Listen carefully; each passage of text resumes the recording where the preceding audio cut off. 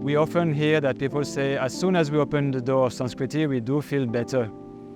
Even people who have never done yoga before do feel something.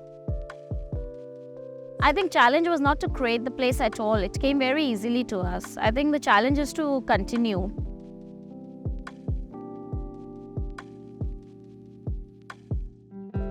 So the Sanskriti Yoga Center is located in the French Alps. We are about half an hour from Geneva, Switzerland, and about half an hour from Chamonix-Mont-Blanc and Italy. So this is the area where Benoit comes from. His entire family is here. In fact, this piece of land has been in his family for generations. So when we decided to move to France to open our yoga center, it was also to be close to his family. And if you look around, you see it is a perfect location for a retreat center. The mountains, the forest, the river, everything around is very conducive to a spiritual practice. And now all one needs to do is put in the work. In 1850, my great-grandfather bought it. It was first a sawmill, and then it started to be a factory for mechanical engineering. So when we took this property, we had to look at how things were and how we could transform this into a yogic space. It was an existing building, and it was a lot of surprises when we started to design the center.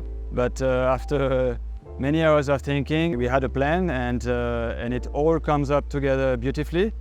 We have 4 rooms, we can accommodate 15 people, and all the rooms also have a taste of India and the yogic practice. For example, the beds, the mattresses are hard, so this is a reminder of India, and it's great for your back. All the furniture have been designed in India, something that also looks different and looks authentic. So we have 3 spaces dedicated to the practice of yoga. 2 beautiful yoga shalas, the Shiva Shala, the largest yoga room which can accommodate 25 people with a lot of space around. It has all the props, the meditation cushion, the bolsters, the chairs, so it's a beautiful space. We have a smaller yoga room, which is the Buddha Shala for smaller groups. Sometimes we have 2 classes at the same time. And then we have the Ganga Shala, which is situated outside and surrounded by the river inside the forest. So it's a beautiful platform.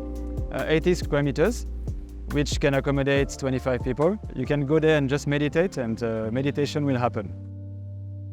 We have the café, which is open all year round.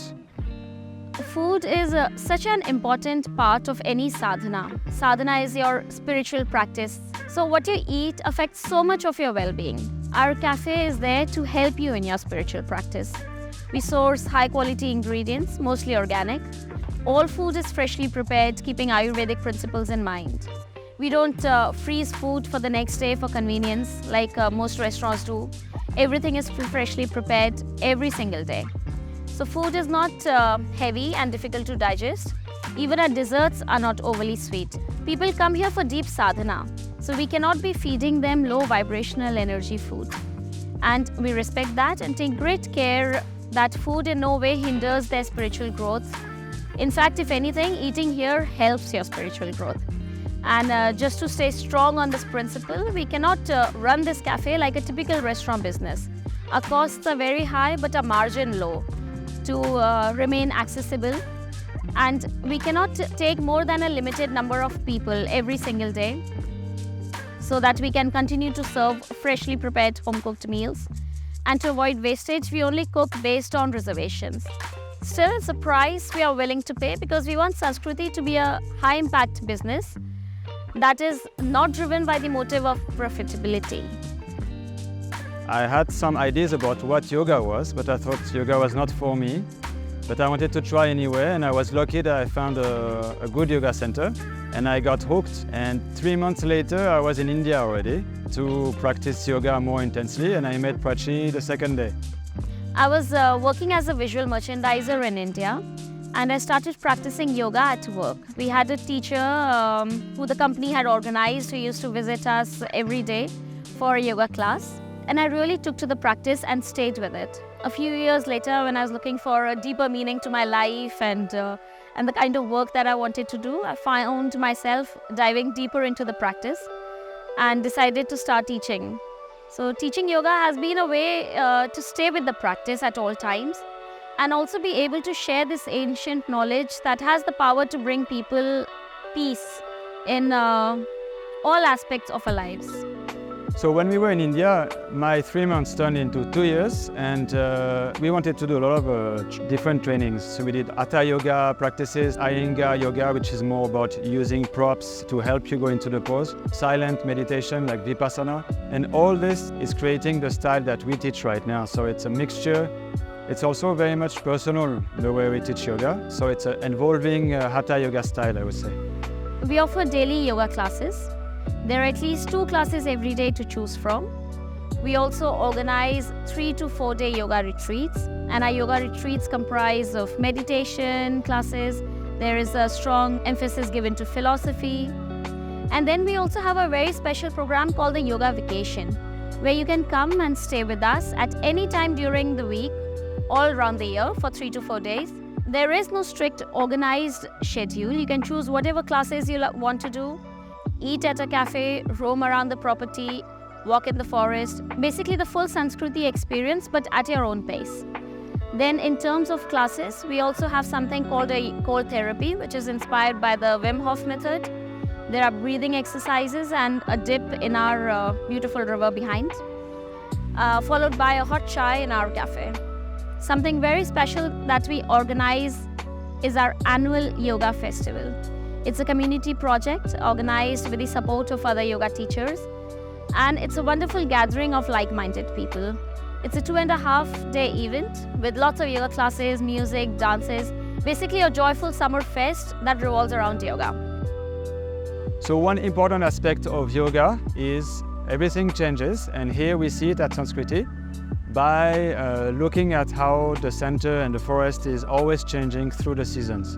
So when you come here in winter and when you come here in summer, it's very different. So when you come in winter, you'll be surrounded by snow. You will enjoy the cold and the walks in the mountain and snowshoeing. But when you come in the summer, you'll be having beautiful summer walks. You'll be enjoying hiking and just lying down in the sun or so. Spring and autumn are also very beautiful seasons here. We do experience like a very strong feeling of coming to spring here with all the flowers and everything becoming green again. So spring is like the rebirth, and in autumn everything is slowly falling and dying, which actually it's not a negative aspect, because we do need something inside ourselves to die so that we can be reborn and evolved. So those 2 seasons, spring and autumn, are more quiet, but many people and myself also like the center when it's more quiet. It's more conducive for experiencing silence and practice self-reflection and meditation. The philosophy of our center, or of us as yoga teachers, is to be authentic, to be true to ourselves and honest with others, be consistent in our practice, strong in our convictions, and have faith in the process. This work cannot be done without compassion, and I strongly feel you need empathy and compassion if you really want to connect with people. The center came into existence as if it was meant to be, but it's the running of this place and the continuing that takes a lot of energy from us. It's not just a job for us. We are trying to build a space where people feel at home, where people feel better. Sanskriti is like this ongoing dream project, and what we see for the vision of Sanskriti is to be a place which is so inspiring that you want to come here and see your life change for the better. Something that gives you the right tools to deal with day-to-day stresses of life and just become a respectable place in that sphere. Like Bunwa likes to say, he wants Sanskriti to become a hospital that we can help as many people as we can. And that vision of Sanskriti is also only possible when we grow in such a way. So, it's all interlinked. That is what we want from Sanskriti, to be able to have the biggest and the maximum impact possible in people's lives.